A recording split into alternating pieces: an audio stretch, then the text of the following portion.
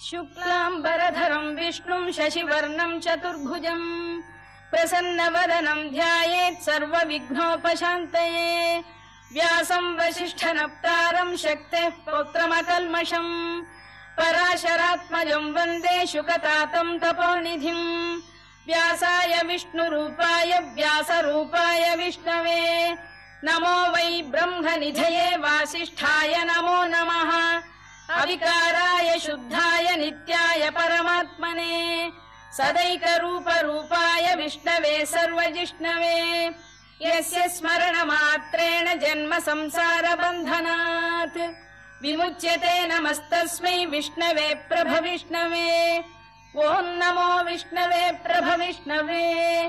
श्रीवैशम्पायन उवाच श्रुत्वा धर्मानशेषेण पावनानि च सर्वशः युधिष्ठिरः शान्तनवम् पुनरेवाभ्यभाषत। युधिष्ठिर उवाच किमेकं दैवतं लोके किं वाप्येकं परायणम् स्तुवन्तः कङ्कमर्चन्तः प्राप्नुयुर्मानवा शुभम्।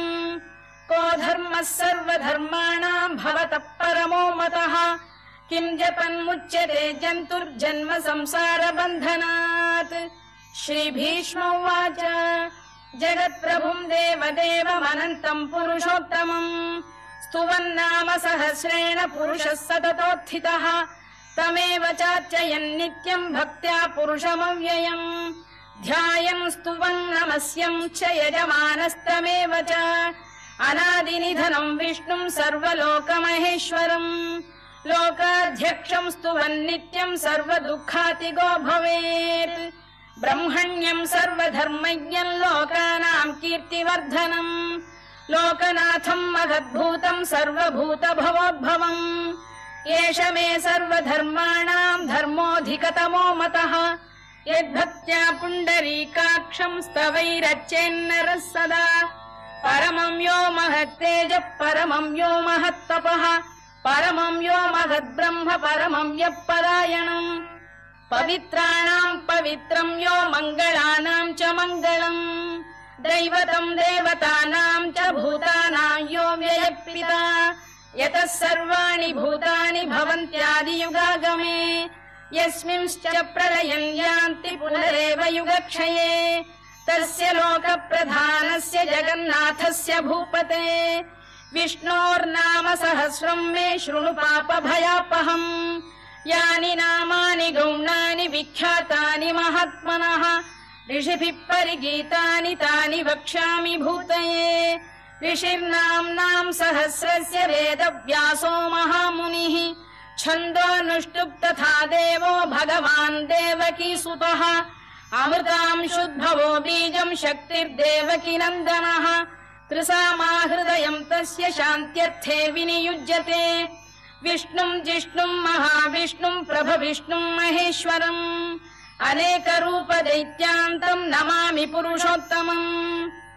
अस्य श्रीविष्णोर्दिव्यसहस्रनामस्तोत्रमहामन्त्रस्य श्रीवेदव्यासो भगवान् ऋषिः अनुष्टुप्छन्दः श्रीमहाविष्णुः परमात्मा श्रीमन्नारायणो देवता अमृतांशुद्भवो भानुरिति बीजम् देवकी नन्दन श्रेष्ठेति शक्तिः उद्भवः क्षोभणो देव इति परमो मन्त्रः शङ्खबृन्नन्दकी चक्रीति कीलकम् शार्ङ्गधन्वा गदाधर इत्यस्त्रम् रथाङ्गपाणिरक्षोभ्य इति नेत्रम् त्रिसामासामजः सामेति कवचम् आनन्दम् परब्रह्मेति योनिः ऋतुः सुदर्शनकाल इति दिग्बन्धः श्रीविश्वरूप इति ध्यानम् श्रीमहाविष्णुप्रीत्यर्थे सहस्रनाम जपे विनियोगः।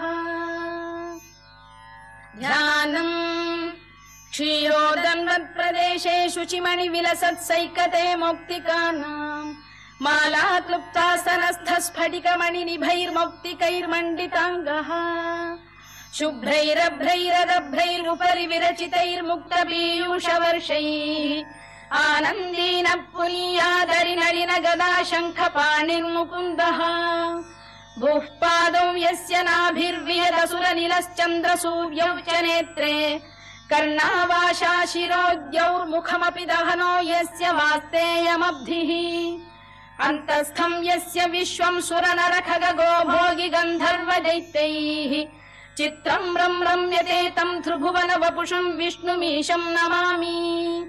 ॐ नमो भगवते वासुदेवाय।